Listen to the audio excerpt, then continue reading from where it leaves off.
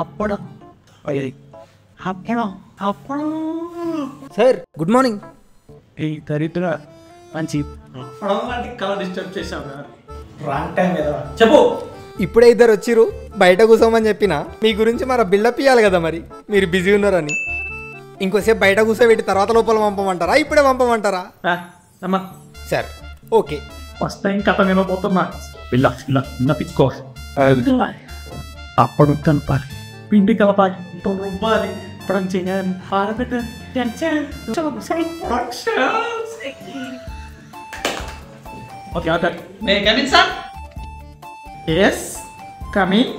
కూర్చోండి. మీ పేరు, మీ గురించి చెప్పండి. నమస్తే సార్, నా పేరు వాసు.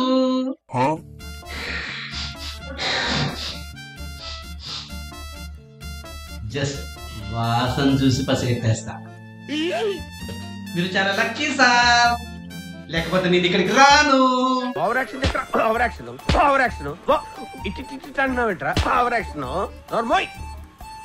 నా దగ్గర ఒక అద్భుతమైన కథ ఉంది, చెప్పమంటారా? చెప్తూగా నేనే చెప్పడానికే కదా వచ్చావు. డైరెక్టర్ అవ్వాలని ఎందుకు అనుకుంటున్నావు? ఎందుకేం సార్, సినిమా అంటే నాకు ప్రాణం. ఎప్పటికైనా ఒక పెద్ద సినిమా థియేటర్ నా లక్ష్యం, నా శౌర్యం, నా ధైర్యం, ప్రాణం. ఇడు డైరెక్టర్ శ్రీవాస్ అనుకుంటుండ. ఆవేశం తగ్గించుకో, ముందు కాస్త మంచిగా తాగు. ఓకే. ఇంతకీ నీకు ఏ సినిమా చూసిన తర్వాత డైరెక్టర్ అవ్వాలనిపించింది? ఓకిరి సినిమా సార్. ఏ సీన్ ఎప్పుడు వస్తుందో, ఏ డైలాగ్ ఎక్కడ వస్తుందో కళ్ళు మూసుకొని చెప్పేస్తాను సార్. పూరి జగన్నాథ్ తీస్తేనే సినిమా పెద్ద హిట్ అయింది. అదే నేను తీసుంటే దీని మీద 10 రెట్లు ఎక్కువ వచ్చేది అని మా ఫ్రెండ్స్ అంటున్నారు సార్. గప్పుడే ఫిక్స్ అయ్యా, ఎప్పటికైనా ఒక పెద్ద సినిమా తీసి బాహుబలిని మించి హిస్టరీ క్రియేట్ చేయాలని. వాళ్ళందరికి టీలు టిఫిన్లు సమోసాలు అప్పడాలన్నీ నువ్వే కొనిచ్చినట్టున్నావు కదా. ఈయనకు బిల్లు బొక్క, ఈయనకు అప్పడాలు బొక్క. అవును, అంత పర్ఫెక్ట్ గా, అంత కరెక్ట్ గా ఎలా చెప్పారు? నేను వాళ్ళని సినిమా తీసినప్పుడల్లా కొనిచ్చేవాడిని. పాపం, నేను ఎప్పుడు సినిమాకి రమ్మన్నా వాళ్ళ పనులన్నీ వదిలేసుకుని వచ్చేవాళ్ళు. పాపం పిచ్చోళ్ళు. అవును, మళ్ళా అవన్నీ కొనిస్తా అంటే ఎవడైనా ఎందుకు రాడు? నా కూడా కొనిస్తా అంటే చెప్పు, నేను కూడా వస్తా. నా వెనకాల నలుగురు వేసుకొని వస్తా. సమోసే సమోసా. గిరి నువ్వు ఆగరా. ప్రొడ్యూసర్ డైరెక్టర్ మాట్లాడుకుంటే మధ్య నువ్వేంట్రా అల్ఫాలో ఉల్ఫా గాడింది. మీరు నువ్వు చెప్పమ్మా. ఏ డైరెక్టర్ దగ్గర పనిచేశావు? లేదు సార్, నాకు ఇంతవరకు అవసరం పడలేదు సార్. పోనీ డైరెక్షన్ కోర్స్ ఏమైనా చేశావా? లేదు సార్, నేను రాఘవేంద్రరావు గారు చెప్పినట్టు చేశాను సార్. నేను ఆయన్నే ఫాలో అవుతాను సార్. రాఘవేంద్రరావు గారు మీకు తెలుసా? కే రాఘవేంద్రరావు బిఎస్, అన్నమయ్య, పెళ్లి సంతడి, అడిగి రాముడు. అబ్బో, చాలా బాగా తెలుసు సార్. ఆయన చెప్పినట్టు చేయబట్టే ఇప్పుడు నేను మీ ముందు కూర్చున్నాను. ఏం చెప్పాను? సినిమా ప్రేక్షకులు నచ్చాలంటే ముందు నీ కథకి నువ్వే ప్రేక్షకులు కావాలి. అది నాకు ఆల్రెడీ తెలుసు కదా. డౌటే లేదు, ఇటు రాఘవేంద్రరావు గారిని కళల్నే కలిసి ఉండాలి. లేకపోతే గడ్డన్నరం పండ్ల మార్కెట్లో అయినా కలవాలి, గుడిమాల్ కపూర్ పూల మార్కెట్లో అయినా కలిసి ఉండాలి. అంటే నువ్వు రాఘవేంద్రరావు పనిచేసావా? లేదు సార్, ఆయన సినిమాలన్నీ చూశాను. ముందు ఒక ప్రేక్షకులా చూశాను, ఇప్పుడు డైరెక్షన్ చేద్దామని వచ్చాను. నాకెందుకు రావు ఇలాంటి ఐడియాలు?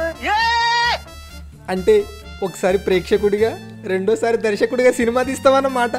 కొంప తీసి ఒకటే సినిమా 2 సార్లు తీయవు కదా. నేను మరీ అంత ఎదవలా కనపడుతున్నానా? ఓ మాదిరిగా కూడా కనపడలేదా? సార్, ఇప్పటికైనా కథ చెప్పడం మొదలు పెట్టమంటారా? ఒప్పుకున్న పెళ్లికి వాయించక తప్పుద్దా? కథ చెప్పనీకే కాచినావు కానీ వీడు డైలాగ్ రైటర్ అవ్వాల్సినాడు. నేను పోతాను అన్నయ్య, నేను పోతాను. నాకు ఇది వద్దన్నయ్య, నేను పోతాను.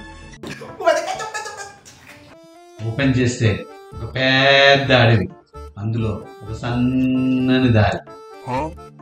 హీరోయిన్ ఒక దేవకన్యలాగా పరిగెట్టుకుంటూ అని ఆయాసపడుతూ ఒక పెద్ద చెట్టు కింద ఆగుతుంది. హీరోయిన్ కోసం ఎదురు చూస్తున్న విలన్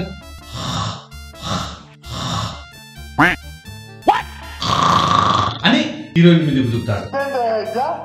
హీరోయిన్ భయంతో గెంతుతూ హెల్ప్ మీ, హెల్ప్ మీ, కాపాడండి, కాపాడండి. అప్పుడే మన హీరోయిన్ 100 అడుగుల జలపాతం నుండి 2 గుర్రాలపై కాలు పెట్టి హీరోయిన్ ముందుకు దూకుతాడు. హీరోకి పులికి మధ్య భయంకరమైన ఫైట్. ఫైట్ అయ్యాక హీరో హీరోయిన్ తో జలపాతం దగ్గర ఒక రొమాంటిక్ సాంగ్. జలకాలాటలలో జలకాలాటలలో అటి అటి అటి అటి. తర్వాత స్టోరీ వెంటనే హీరోయిన్ ఈఫిల్ టవర్ చూడటానికి తన ఫ్రెండ్స్ తోనే వయ్యారంగా నడుచుకుంటూ వస్తుంది. అప్పుడే అక్కడికి వీళ్ళని హెలికాప్టర్ లో వచ్చి తాడు వేసి హీరోయిన్ ని చుట్టేస్తాడు. ఇక్కడ ఇంటర్వెల్ సార్. డ్యాంగ్ డ్యాంగ్ డ్యాంగ్. అప్పడం ప్రొడక్షన్. ఇప్పటిదాకా ఎలా ఉంది సార్? బాగుందా?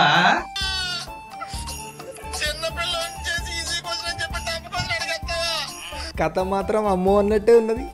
ఈ సినిమా తీస్తే మా సారు కూడా దెబ్బ కూడా అబ్బో అన్నట్టే ఉంటది. ఖర్చు ఉంది కానీ అయితే చెప్పు. విలన్ హీరోయిన్ హెలికాప్టర్ లో అలా తీసుకెళ్తుంటే హీరో ఈఫిల్ టవర్ పైన దూకి హీరోయిన్ ని పట్టుకొని హీరోయిన్ కి చుట్టి ఉన్న తాడుని ఈఫిల్ టవర్ చుట్టూ చుట్టి హెలికాప్టర్ కూలిపెట్టి చేసి హీరోయిన్ రక్షిస్తారు. వెంటనే ఇంకో రొమాంటిక్ సాంగ్. విలన్ మాత్రం పారాషూట్ తో తప్పించుకుంటాడు. ఇంతకీ గా విలన్ గాడు హీరోని ఇంకా ఎందుకు పడతాడు? అదేం లేదు సార్. ఒకరోజు హీరోయిన్ రోడ్డుపై నడుచుకుంటూ వెళ్తుంటే విలన్ టైం ఎంత అని అడిగితే 1:43 అని చెప్తుంది. అది విన్న villain heroine I love you చెప్పింది అనుకొని హీరోయిన్ ని పెళ్లి చేసుకోవాలని ఫిక్స్ అవుతాడు. అదంతా ఓకే గానీ హీరో హీరోయిన్ లవ్ ఎట్లా పడ్డారు?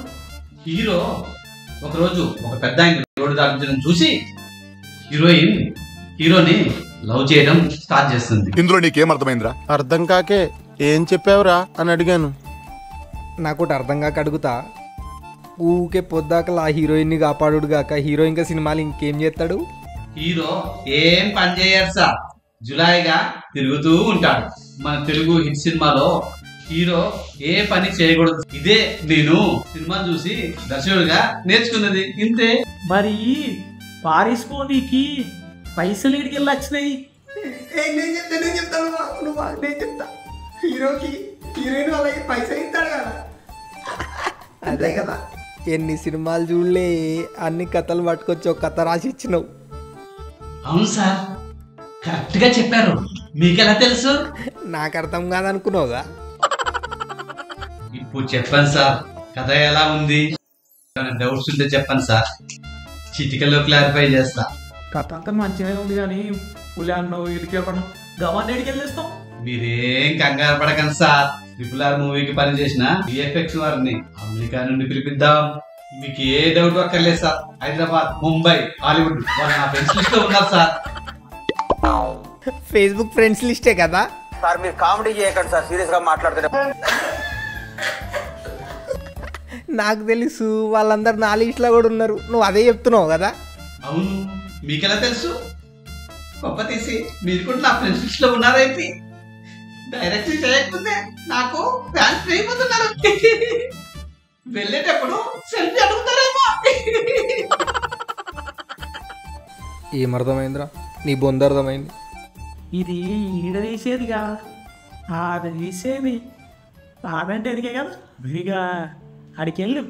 నీకు ఎప్పడం ప్రొడక్షన్ పనికి రాదులే. అక్కడికి వెళ్తే పిజ్జా ప్రొడక్షన్, బర్గర్ ప్రొడక్షన్ బాగా తీస్తారు. వెళ్ళు, నువ్వు వెళ్ళు, వెళ్ళు. అప్పుడాలు తీసుకున్నాయి. ఏంటో సార్ మీ అభిమానం. ఇప్పటి వరకు ఈ కథ విన్న వారందరూ ఇంటర్వ్యూలు రాగానే తర్వాత రోజు కథ చెప్తాను వెళ్తే అక్కడ వాళ్ళ ఆఫీస్ ఉండేదే కాదు. అది ఎందుకో ఇప్పటికీ నాకు అర్థం కావట్లేదు. నాకు బి అదే అర్థమైతలేదురా. పో నిన్ను కూడా అదే రాకెట్లో పెట్టి పైకి పంపిస్తారు, దరిద్రం వదిలిపోతుంది. ఏం మాట్లాడుతున్నావురా, నరాలు కట్ అయిపోయింది. అది నువ్వు కూడా పైకి పోయి షూటింగ్ చేస్తావు అన్నమాట. అప్పుడు నువ్వు మమ్మల్ని గుర్తుపెట్టుకుంటావో లేదో అని.